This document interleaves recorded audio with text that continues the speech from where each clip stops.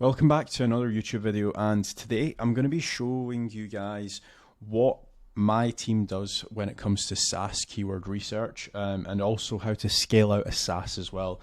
The reason why I'm doing this is because a lot of SaaS owners, they don't actually focus that much on scaling out the SEO side, and I feel like it's a massively missed opportunity.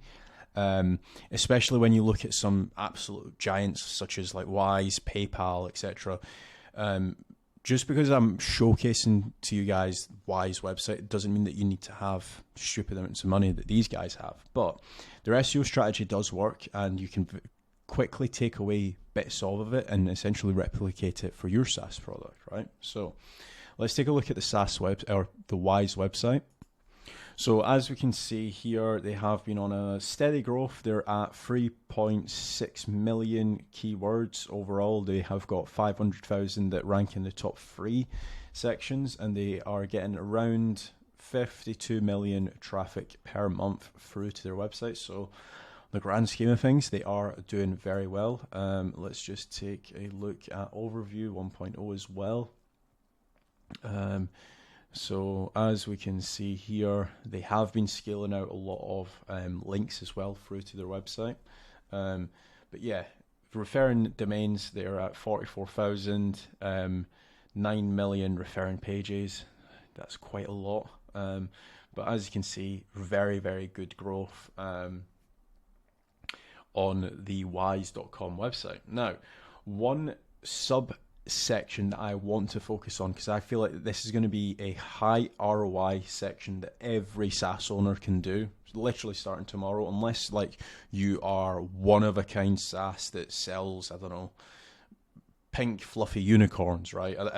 That's just an example that I'm giving, but unless you're like a brand new SaaS that you are just one of a kind, this might not work for you. But let's get to work on what they actually have started to do. So they have got a lot of comparison pages. So for example, if we go back to my drawing board, if you guys have watched any of my previous videos, you'll know that I do love a nice little drawing, right? So they've got their homepage, but one subsection that we're going to be focusing on today is the comparison pages. And I think that for any SaaS, you can get a lot of visitors on your website very quickly. So for example, Wise versus PayPal, compare Wise versus PayPal.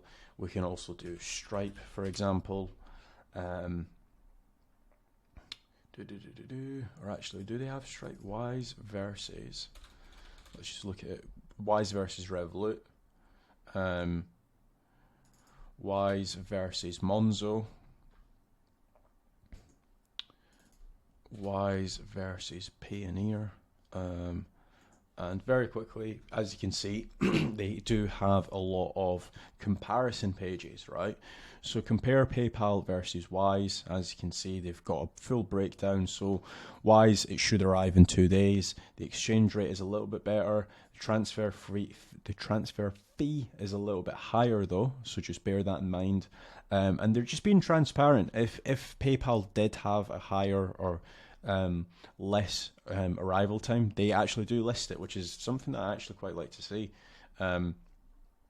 So as you can see, in 2 days, within 2 days, the exchange rate is a lot better for Wise. Again, however, the transfer fee is better. So in every single scenario here, Wise does beat Revolut.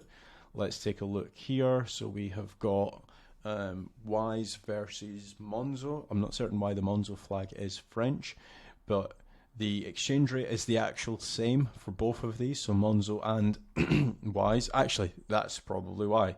Monzo is powered by Wise. The only thing that is slightly a little bit more is the transfer fee. So just bear that in mind.